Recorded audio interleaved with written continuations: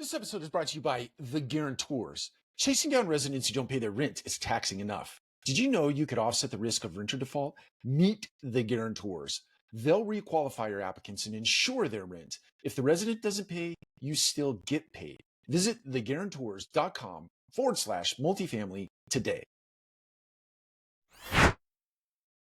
Welcome to another episode of the Multifamily Collective. Today I wanted to talk about the art of listening to your heart. Some people might describe this as the gut, and I think it could be either one, right? The gut or the heart. The big punchline here is that you need to have a sort of necessary set of repetitions that you've done over the course of your life, over the course of your career, in order to have a good gut or a good heart feeling about something.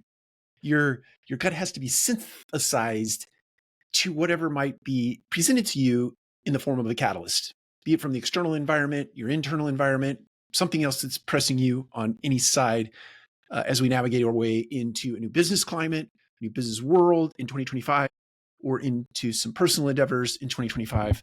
But there is an art about listening to your heart or your gut. And the art of it is you need to get quiet.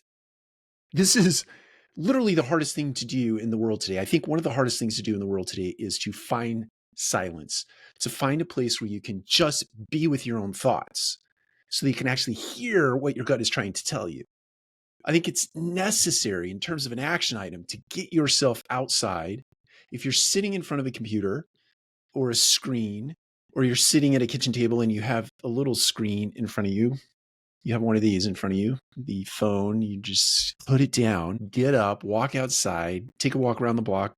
It's probably not going to take more than 10 or 15 minutes. You're going to have a lot of FOMO in that 10 or 15 minutes, but get quiet. Get yourself to a space where you can actually hear your internal dialogue, absent of the noise. It'll probably take you a good 5 to 7 minutes, sometimes upwards of 20 or 25 minutes before you can get all the clutter out of your head so that you can think clearly. For me, running in the morning is the greatest thing ever because I can get all the thoughts that clutter my mind. Usually the noisy traffic, the traffic jams, I can get those things out of my head and I can actually think clearly so that when I'm sitting in a place where I need to make decisions, I can do that with a clear mind. I also do meditation every single morning. You see my meditation cushion right there. Every morning I do 10-minute meditation.